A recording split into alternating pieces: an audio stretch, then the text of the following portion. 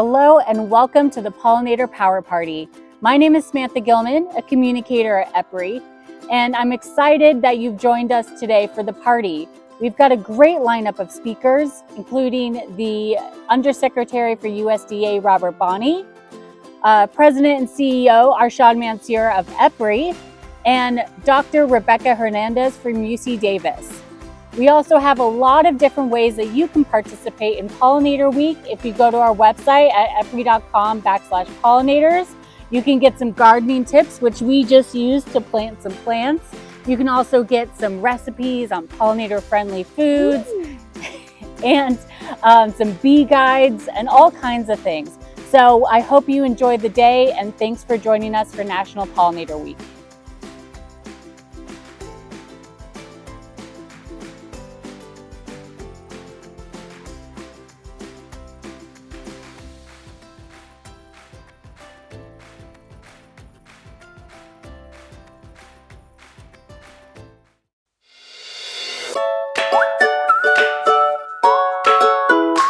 Today's obscure pollinator is the lesser long-nosed bat, Leptonicteris curacao yerba buena. Turns out, we wouldn't have tequila without the lesser long-nosed bat. In fact, this bat is one of 3 North American species that feed on nectar, a food source that leads them to travel hundreds of miles from central Mexico to as far north as Arizona and New Mexico. Without these amazing migratory creatures, many recognizable cacti and succulents wouldn't get pollinated, such as blue agave, the plant used to make tequila. There's also the saguaro cactus, which is found in the Sonoran Desert of Mexico, where the white flowers of the cactus bloom for only one night out of the year to attract these bats for pollination. True to their name, the lesser long-nosed bats use their lengthy snout, almost as long as their bodies, to reach deep down into blossoms for nectar, dusting themselves with pollen in the process. And once the blossoms close up by the following afternoon, other pollinators, such as wasps, bees, and birds, feed on any remaining nectar and pollen. For such an important role in the desert ecosystem, lesser long-nosed bats once faced a threat of extinction in the 1980s, possibly due to the fact that cacti and agave flowers were becoming harder to find as tequila makers increasingly relied on cloning plants, cutting out the need for bats. That was until 2015, when conservation efforts in Mexico led to the removal of these bats from the country's endangered species list, followed by the United States in 2018. Now, these guys are thriving.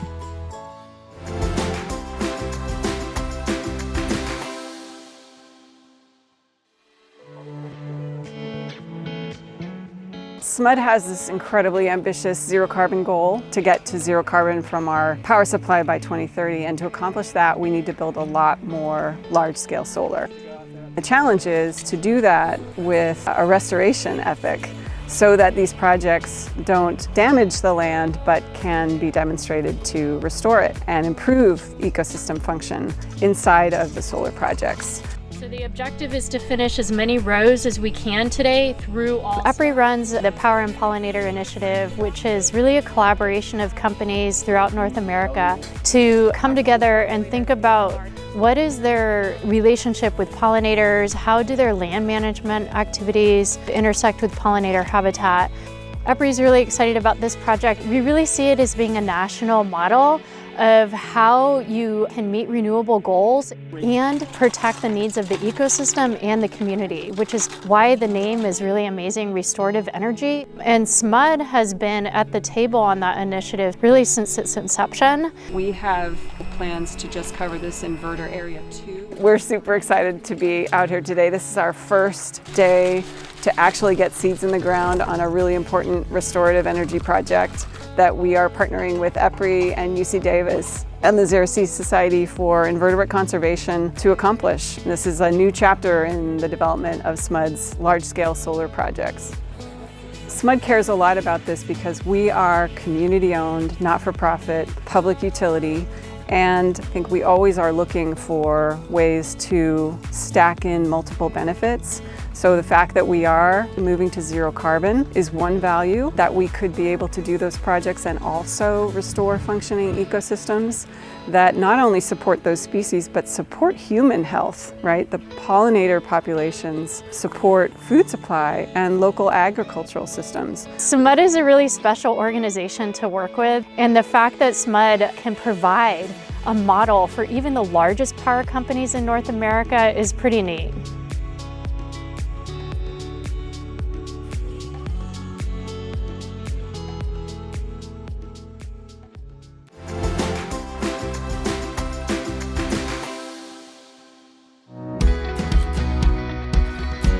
American Electric Power, AEP, is increasingly replacing traditional grass seed mixes with native plant seed mixes for land restoration after power line construction. Once established, the dense, deep roots of native plants inhibit the growth of invasive plants like trees from growing in transmission line right-of-ways. Invasive vegetation on power structures creates outage and safety risks. The native seed mixes being increasingly planted by AEP include pollinator-friendly plants. In 2017, AEP and the Electric Power Research Institute, EPRI, joined forces with the Dawes Arboretum in Central Ohio to conduct ongoing research on the benefits of native plants in the Power Line Prairie Project. AEP recognizes the importance of keeping trees out of the right-of-way. We are in these areas by easement, so we want to be mindful of the property owner's property. So what a better way to plant it better and smarter with using native seeds. We're seeing some promising results on how it impacts some of the initial tree growth after construction. Our partnership with AEP is really unique in that we came together understanding that we had mutual goals of creating a more sustainable future. It's really a win-win for us to collaborate. We were interested in working on a real-world project, and so what we did was replicated the kind of conditions that are created when, for example, construction would be taking place on a line. And typically what has been done for years is to use a non-native, potentially low-diversity seed mix that would simply provide cover.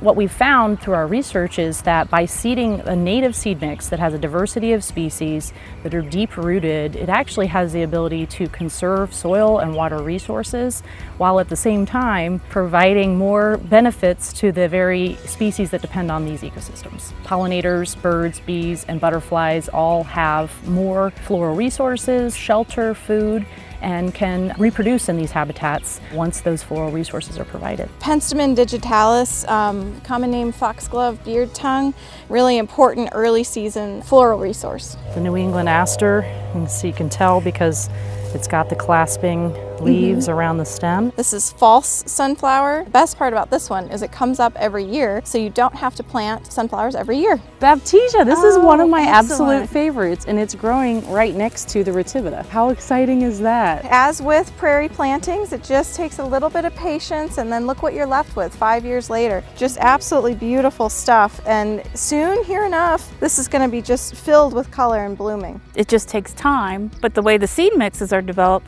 there's something always to benefit the pollinators as things go along. The Powerline Prairie Project wouldn't have been possible without our collaboration with Electric Power Research Institute. The EPRI has been a fantastic partner. We really appreciate that they have been able to communicate the outcomes of our research. We've learned a lot and can make the business case that it is a viable solution for post-construction restoration or revegetation. The benefits are many layers. You have not only the root structure, which holds in the soil and stability, you have the aesthetic value of the flowers, as well as then the ecological benefits to the land. For this study with AEP and EPRI, we were lucky enough to collect lots of different types of pollinator data, bees, beneficial insects, butterflies, birds, really important. And we had several discoveries with this project, including specialist bees, butterflies that we didn't expect, and even birds that are of concern. We may be experiencing more extreme climate conditions.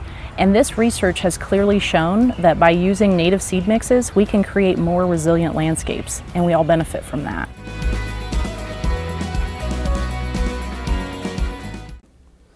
USDA recognizes the tremendous amount of research and conservation efforts of EPRI and its partners in supporting pollinators and other ecosystem services on lands generating and transmitting electricity. Pollinators seem like a pretty good excuse for a party to me, so I'm happy to join you. U.S. agriculture depends on pollinators. So USDA has deep interest in pollinator research and conservation, and the relationship between our nation's pollinators and our farmers, ranchers, and forest owners. Agencies across USDA are addressing pollinators. We're coordinating pollinator research priorities across the department, looking for ways to support both managed and wild pollinators, and working to balance the needs across diverse stakeholder groups, such as agriculture, beekeepers, and conservation groups. And there's good reason for this level of investment. Pollinators are threatened by loss of forage, habitat, and nutrition, heightened environmental stress through climate change and other factors, pests and pathogens, and other threats still. Climate change presents significant challenges. USDA's 2021 Action Plan for Climate Adaptation and Resilience notes the threat of climate change to pollinators from shifting ranges of pollinator plants. But there are also significant conservation and economic benefits to be had if we conserve pollinator habitat as part of addressing climate change. Benefits like carbon sequestration, native plant conservation, clean water, and vibrant farms, ranches, and forests. When it comes to research, USDA currently has more than 200 ongoing projects funded by USDA or conducted by USDA scientists. Let me offer a few highlights from our research, education, and economics mission area. USDA's National Institute of Food and Agriculture supported new research out of Penn State that demonstrates that climatic stress negatively impacts wild bee populations. USDA's ARS, in partnership with Auburn University, had similar findings on the impacts of extreme weather on honeybees. We're also excited about a newly established ARS Grand Challenge, creating pollinator landscapes and overwintering practices to increase pollinator populations in a changing climate. This highly collaborative project addresses challenges from heat waves, drought, fire, and shifting seasonal temperature profiles on the composition and nutritional value of landscapes planted to sustain pollinators. The U.S. Forest Service is getting in on the game too, both through research and conservation. For example, Forest Service is conducting research in the central U.S. and the Pacific Northwest on the rehabilitation of log landings in working forests to favor pollinator habitat. And in Virginia and West Virginia, the Forest Service is working with the U.S. Fish and Wildlife Service to finalize a 3 million acre restoration and recovery strategy for the endangered rusty-patched bumblebee. And my team in USDA's Farm Production and Conservation Mission Area is also making a major contribution. The Farm Services Agency's 27 million acre Conservation Reserve Program retires marginal agricultural lands by planting grasses and trees. In addition, native seed mixes and conservation practices directed specifically at pollinators produce substantial benefits. And NRCS's conservation programs, including our efforts to conserve habitat on working lands through our Working Lands for Wildlife program, have enormous benefits for pollinators. In addition, NRCS, the Xerces Society, and EPRI are building a third-party Be Better certification for the power industry to deliver high-quality pollinator habitat on utility rights-of-ways and integrate pollinator prescriptions with solar panel installations. NRCS is also partnering with the Understory Initiative to explore methods for establishing native pollinator plantings under and alongside solar arrays. I also want to acknowledge our partnership with EPRI via USDA's Office of Environmental Markets, which has significantly contributed to our understanding of pollinator health on rights-of-way lands over the years. So you can see there's a lot of pollinator work going on here at USDA. It's only possible thanks to partnerships with folks in agriculture, forestry, conservation, academia, and business. We look forward to finding new ways to work together. Thanks.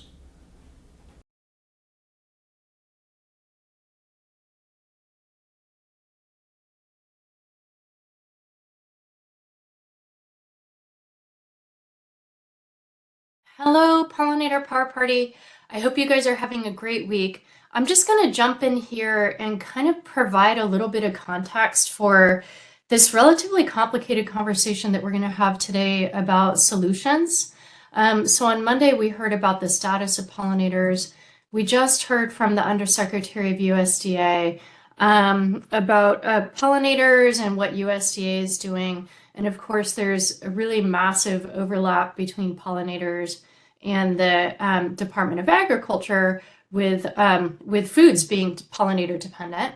And today we're gonna jump a little bit further into the conversation about how can we move towards this low carbon future with transitioning into clean energy while still considering biodiversity and pollinators. So I'll just set the stage and then we'll hear from our expert speakers. Okay, so just a little bit of background here. These are just quick bullet points to kind of get us all on the same stage. We know pollinator populations are in decline, right? We've been talking about that for several years. Now in the last few years, there's a really massive move towards renewable power, particularly solar PV. And that is going to require a lot of acres. I'll provide a little bit more detail on that in my next slide. And those systems need to be connected to the grid. So when you're installing new power systems, they have to come online somehow, and that's either through new siting of new transmission lines, or it could be upgrading of existing lines. And both of those things are a real challenge for the industry right now.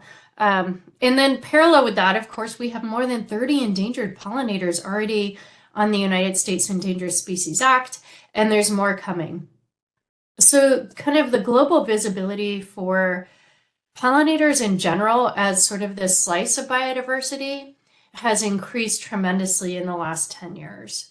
And then paralleled with that, with these topics about climate change and greenhouse gases, these two topics are really beginning to intersect because of the relationship in how we use our land and choices on how we use our ecosystems and our natural resources.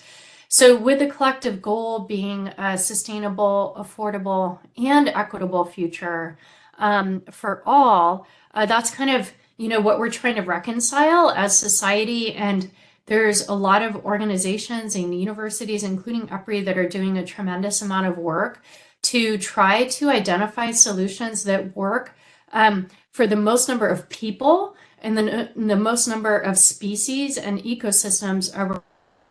We can minimize the overall trade-offs that we have to have as we kind of move forward and try to meet these bigger goals. And last December, the United Nations ended one of their meetings with a landmark agreement related to biodiversity that we call the 30 by 30 agreement, or 30 by 30 goals, which basically is looking at effective conservation and management of 30% of the world's land, coastal areas, and oceans by the year 2030. California already has a 30 by 30 initiative in place. So if you're in California, you may already be aware of that. And now we have this agreement at an international level as well. This is only 7 years away, right, to get to 30% of the world's important ecosystems protected by 2030. And in parallel with that, there's this reality of needing to either needing for policy or for social reasons to move towards this clean energy future. The White House has set out a target of 80% renewable energy generation by 2030. 2030 is a big year in setting these goals, right? And then 100% carbon-free electricity by 2035. So how are we going to get there? And are the organizations that are working towards this renewable energy target, how are they intersecting with these other goals? And do these goals around biodiversity conservation, are they being considered while we're pushing for a low carbon energy system? So solar PV is one of the ways and technologies, among others, that is being actively used to try to meet this renewable goal. So solar, ground-mounted solar versus rooftop solar is being installed at a very rapid pace across the United States and globally, and that takes land to where is this solar going to go, and where does it intersect with agriculture or biodiversity or natural areas, or sometimes we can site it on degraded landscapes too, which has less impact for ecosystems and agriculture and all of these competing goals. But the reality is we have to find a lot of acres. In the United States, we're looking at, somewhere around 5-6 million acres by 2050. Globally, it's, 40-50 million acres, and that's just current projections. So this can change as projections change. But is this an opportunity to co-locate other things? Particularly for our focus for the Pollinator Party is co-locating habitat, and trying to think, when does it make sense to think about habitat? It may not make sense in all cases, but when it does make sense, what can we do to support that? Monarch butterfly is just a poster child species at this point. Monarch is in decline. It's being considered for protection under the United States Endangered Species Act. We have had several technical talks about monarchs in our past Pollinator Power Party by world-class scientists, so I encourage you to listen to those if you're interested in more details. But just wanted to kind of do the nod for monarch because it's such an iconic species with this massive range that it could impact a lot of landowners across the United States and through Mexico and Canada. And there's more coming. It's not just monarch, it's bumblebees and other invertebrates, other Lepidoptera, other insects out there that are also in decline. So monarch is one, but there's others that are coming as well, particularly the declining some of the bumblebee species through North America. So what do we do? How can we get all of this done to meet food and access to nature, just being out in nature? And what is our obligation just ethically and culturally to protect the existence of these species, the existence value of these species, while transitioning to a clean energy future? It is a lot to have on deck. So let's go in and ask some of these really complicated conversations to our expert. We're going to go right into an exclusive interview right now. Okay, Arshad, thank you very much for joining us at our 2023 Pollinator Power Party. We're really excited to have you here. EPRI's been leading this party for a number of years. You are the CEO of EPRI, and it's an honor to have you participate this year. It's my honor and pleasure. Looking forward to the party. Okay, so we're just going to jump in with a couple questions for you as the leader of our nonprofit research institute. How is EPRI approaching the power sector approaching this transition to clean energy, kind of in the face of climate change? That's our mission. If you look at our mission, our focus is to bring together experts from EPRI and the world to make sure we have a clean energy future. And a clean energy future is a net zero emissions future. Across the power sector, across transportation, the way you drive the car, the way you heat your home, the way we generate power, all of them need to go to a net zero emission. That is just one aspect of reducing the impact of climate change. We're also working on making sure that climate has already changed and we're seeing extreme weathers everywhere. So power companies, electric companies need to make sure that the light stays on as weather extremes becomes more normal. So resiliency and low carbon future, both are two sides of the same coin. And our research, working with scientists around the world, is focusing on how to do that reliably and affordably for the customers, so your monthly energy bill doesn't go up when we are doing this transition. Right. Well, yeah, that's a lot to get done at the same time, thinking about climate and natural resources, air emissions, and affordable, reliable, and safe electricity. So how how does this topic of pollinator habitat kind of fit into already a pretty complicated mix? It is, and complication is why research is needed. And to us, you can have your cake and eat it too. You can get to this clean energy transition, and if it's done right, it will have lowered the cost of energy for customers. But now we have another great opportunity. Electric companies, energy companies in general, also do a lot of land management. I mean, I was looking at New York Power Authority. They have 1,400 miles of transmission line, and they have a right of way of 16,000 acres. And if you look at, we believe all technologies are needed to clean the power sector. And that includes nuclear, that includes carbon capture and storage, but that also includes wind and solar. And throughout the world where you have the opportunity for wind and solar, we see a significant increase in wind and solar. Just US perspective, we are at 200 gigawatt of wind and solar. We could be 3 to 4 times more in just 10 years. And why is that opportunity a great opportunity to bring the nexus of energy, water, and food together? It's because if you have to have wind and solar, you need to build transmission. All those 3 technologies have significant land use.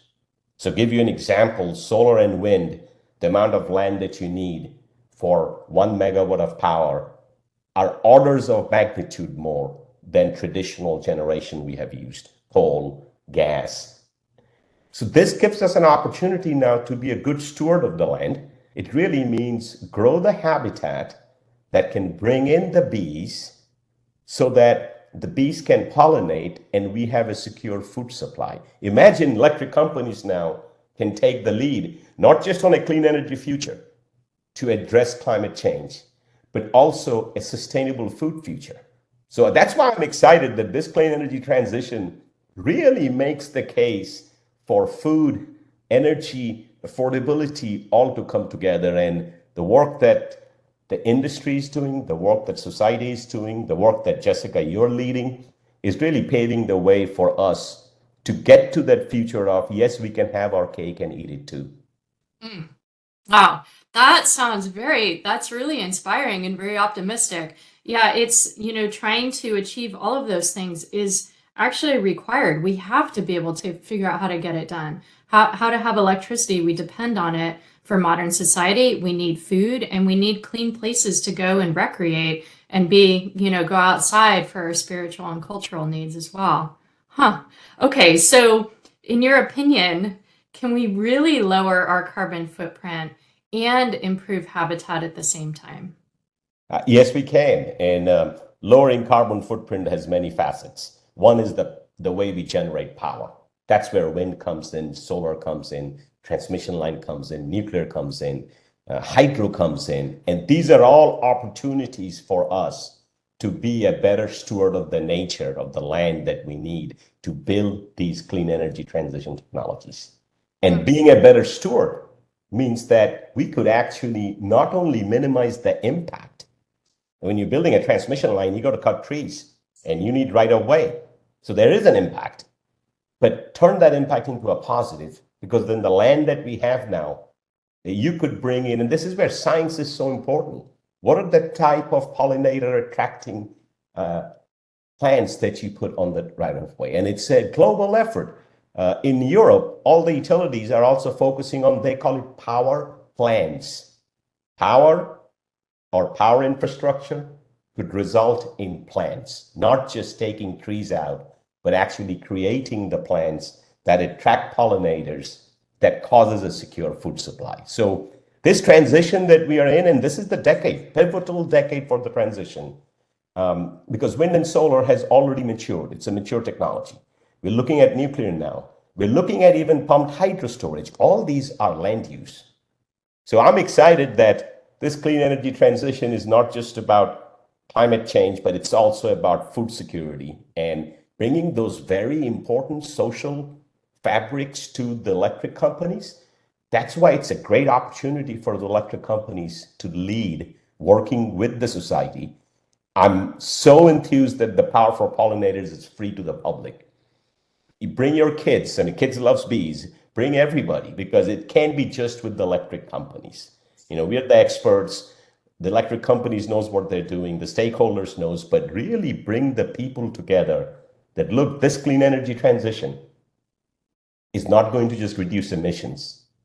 It's going to attract bees, and it's going to make food security. So nothing to be not excited about, and the Pollinator Party is a great way to raise awareness to all of us on this clean energy transition and nexus with food and bees. Great. Arshad, thank you so much for joining us. Your insights are inspiring and optimistic.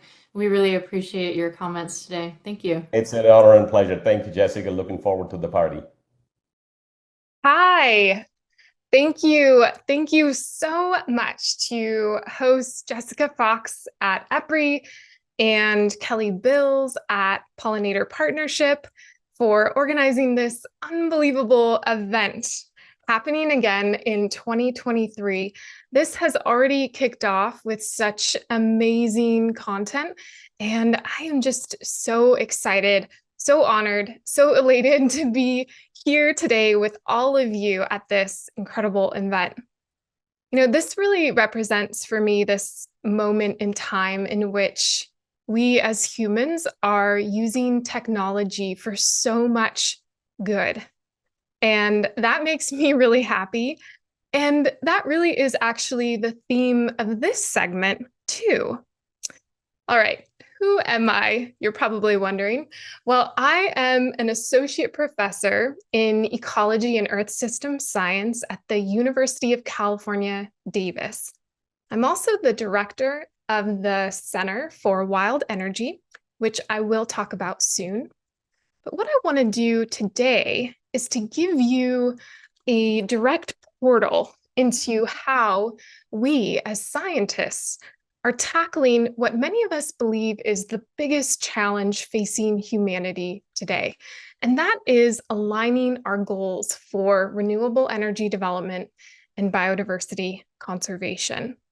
These are really the two twin crises that have to be solved to save not only pollinators, but also ourselves. All right, let's go.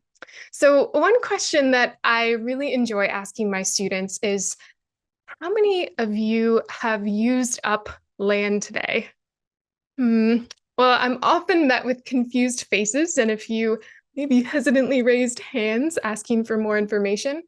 And I typically follow this up by saying, how many of you have recently turned on a light, a heater, or perhaps the ignition on your car? Now, it turns out that by using any one of these three energy services, light, heat, and motion, we are using land. In fact, all energy supporting human activities requires land, both directly and indirectly. And this use has consequences for ecosystem services and for the species that occupy those places. But exactly how much land and what is the impact of this land use and land cover change? Even in geographically large countries, the use of land to provide energy services for humans can be a problem of great ferment. In the United States, for example, energy development is now the largest driver of land use and land cover change. In fact, an area larger than the size of Texas is expected to be impacted by energy development and its infrastructure by 2040. More recently, the development of FPVs, that is floating photovoltaic solar energy, in lieu of ground-mounted solar energy, can spare land for other uses. But how might this land-sparing option impact the United Nations Sustainable Development Goal, say SDG 14, that seeks to protect life below water? Do FPVs pose risks, to aquatic invertebrates and ecosystems? And would that undermine these goals? This is exactly the type of question that our center uses science to answer.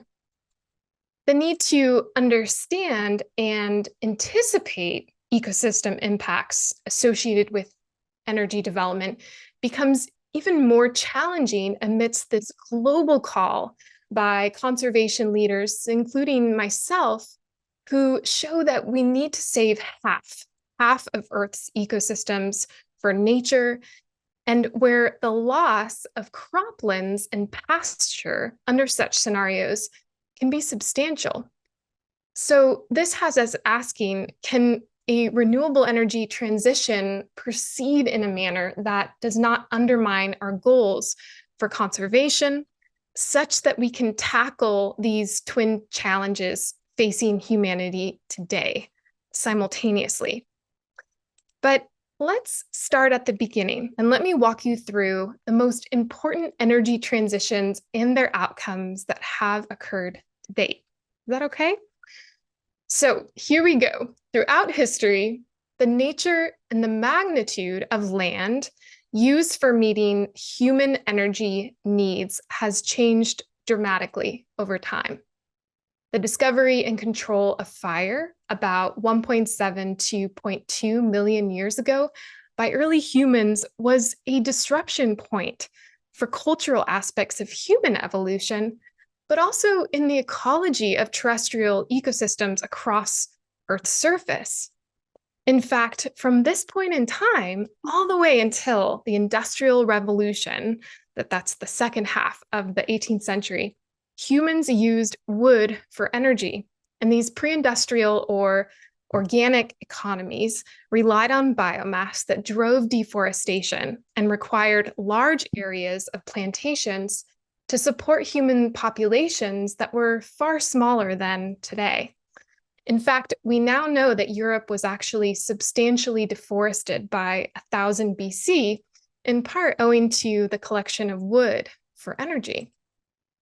Now that takes us to the 20th century. The 20th century was noteworthy for three energy transformations, all generating ecological impacts on land. First, it was in a rise of total energy consumption, which was an order of magnitude greater than in pre-industrial times. Secondly, it was a transformation in the use of hydrocarbons, coal, oil, and natural gas, for electricity. And last but not least, it was in a greater separation across landscapes from where energy was being generated to where it was being consumed.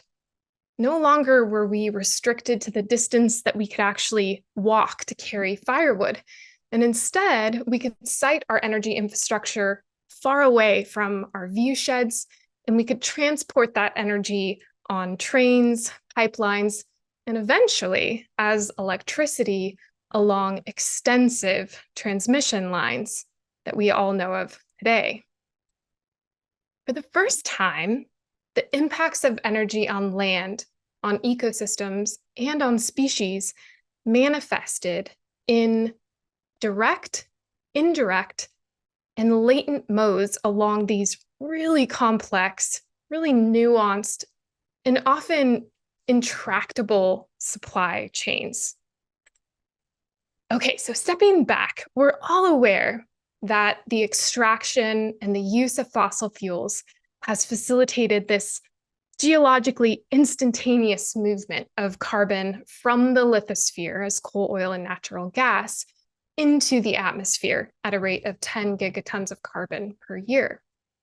And in response, we have already begun this imminent and what we're all hoping to be a rapid renewable energy transition. A key motivating question for myself and our center is, how will we meet our rapid renewable energy goals while maintaining Earth's life support systems, like those conferred from pollinators? Now, in my own research, I often use solar energy as a model energy system or type to study these types of questions, because solar energy dwarfs the potential of other renewable energy technologies, including wind and biomass, by several orders of magnitude. And there really are rising expectations for the use of solar energy, both domestically here in the United States and globally. For example, NREL predicts up to 3,200 gigawatts of solar energy by 2035 could supply 40% of the nation's electricity grid. Now, I'd like to share just some of the work that we do at this interface. When considering ecological impacts of solar energy development, an obvious first question or low-hanging fruit is to ask, what's the footprint of solar energy? In other words, how much land does solar energy require? So to address this gap, we calculated the land use efficiency of approximately 200 large ground-mounted solar energy installations in the state of California in the United States. The land use efficiency is this scientific metric that we use that relates in technical terms, the installation's nameplate capacity, which is measured in watts or megawatts, and then divided by its footprint in meters squared or kilometers squared. What we found was that of all of the installations, PV or photovoltaics were the majority, and they had a land use efficiency of 35 watts per meter squared, averaged across 171 installations.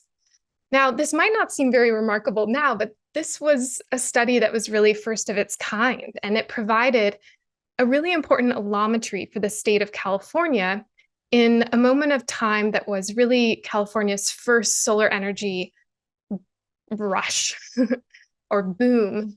So at 35 watts per meter squared, 1 megawatt of installed capacity is about 7 acres. If we look at global projections, for example, by the IEA, they predict about a build out of 7.34 terawatts of big solar, so those large ground-mounted solar energy installations by 2050. So at 35 watts per meter squared and that 7.43 terawatts gives us about 212,000 kilometers squared of land that we will need. Now, let's say we're not getting as much bang for our buck. We're not getting as much installed capacity per meter squared. Let's say it's about 30 watts per meter squared. So that would give us about 250,000 kilometers squared. And this is actually the size of Great Britain, which kind of puts into perspective that, land is really important because, wars have been fought over Great Britain. This also brings us to some of the really exciting work that we are doing now that I know you will be really excited about, and that is solar energy generation coupled with pollinator habitat. Now, in this project, we are restoring California prairie under pre-existing large ground-mounted solar energy. You can see that right above my head. California prairie is this really globally unique biome, but unfortunately, 95 to 97% of its habitat, of its original expanse, has been lost, mostly owing to agriculture. Now, we're at a place where many farms in the Central Valley are being abandoned, owing to water scarcity. And there lies perhaps this incredible opportunity to address the dual crisis of climate change and biodiversity loss by stacking activities that address one on top of the other, which is what we're doing here. Here you can see in that first circle my PhD student, Yudi Lee, who's been leading this work, and he studies the responses of plant species that we are seeding underneath the PV panels here to the unique microhabitats that are conferred by solar, which include shaded areas, runoff areas, and interspace areas. The 20,000-foot view here, we show that overall, this suggests this really imminent and potentially perilous sort of collision in terms of the need for land for lots of different things, like energy, urban development, places where we work and live, food security, and of course, land for conservation. So using these data, we can then consider both the environmental impacts from direct emissions and from land together, which really confers this more comprehensive comparison of total environmental impacts associated with different energy types.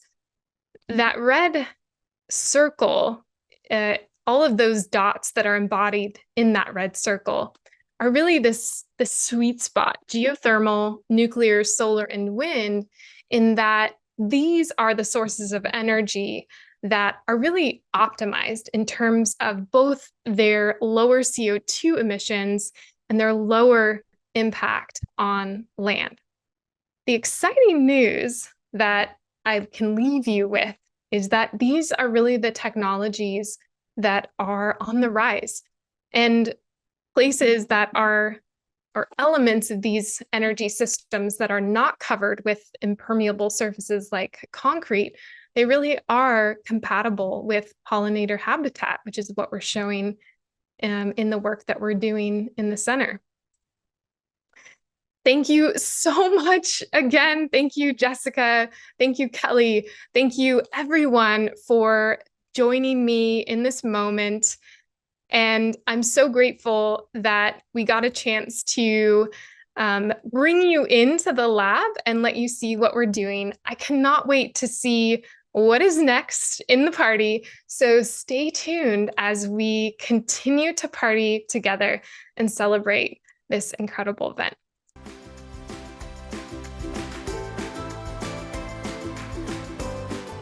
Hey, Pollinator Power Party! I am Sarah Wittenberg, and I work for Pollinator Partnership. I'm coming to you today from Northwest Arkansas. We bought this house in 2015 in a suburban neighborhood with an exotic grass lawn, and I've slowly been transitioning it to a pollinator-friendly habitat. The side yard had a load of rock dumped on the surface, so it couldn't be mowed and remained wet for much of the year. A lot of time digging and redistributing rock later, and this is what I have. In early May, you can see a lot is not yet blooming. We have southern crabapple, Malus angustifolia, spicebush, and chokecherry to bridge the gap for those early emerging pollinators, coupled with a bee yard offering clover and dandelions. Here we have some soon-to-be blooming forbs, such as lanceleaf coreopsis. Throughout the summer, one bloom will be replaced by the next, as my garden includes a variety of natives, as well as non-invasive non-natives. There's orange butterfly weed, host plant for the monarch butterfly, coreopsis, gray-headed coneflower, Ratibida pinnata. Soon, this trellis will be overtaken by Virginia creeper, and in front of it, Rudbeckia hirta, black-eyed Susan. Here is spiderwort, which has just bloomed. There's New England aster, tall garden phlox. In the back, goldenrod, and another monarch host, some common milkweed. I like to use violets to fill in, as they are host to our state butterfly, the Diana fritillary. Behind me is Monarda fistulosa or bee balm, and more goldenrod and black-eyed Susans. To find out suggestions on what to plant in your area, please visit our website, pollinator.org. Navigate to the resource tab and find our planting guides. By entering your zip code, you can get a curated list for your ecoregion. Some things to consider when building a pollinator garden. Start small, prepare your site, and consider how you will arrange plants once they are selected. Ideally, you will have a diversity of plants blooming spring through fall, so that there's always something for pollinators to eat. Consider including butterfly and moth larval host plants, as this is critical to their life cycle. In addition to 3 milkweed species in my yard, I also mentioned spicebush, host to spicebush swallowtail, and most recently, I planted a Dutchman's pipevine. host a pipevine swallowtail. The more you incorporate, the more species you benefit. Speaking of life cycles, include nesting habitat in your yard or garden. 90% of our native bees are solitary, 70% are ground nesting, and 30% are cavity or stem nesters. It is important to leave bare soil, hollow, pithy stems of expired plants, and leaves on the ground for overwintering. Consider this: your yard could be a bee's entire world. Some small bees have ranges as small as 300 meters, so make their space safe for them. Consider integrated pest management as an alternative for pesticides. By doing these 3 things, providing forage, nesting habitat, and reducing or eliminating the use of pesticides, you have already satisfied the criteria to join our bee-friendly gardening program. I am the coordinator of our BFG membership program, and once you've created your bee-friendly garden, we'd love to have you join us. Visit beefriendlygardening.org to join today. Thank you, pollinator friends.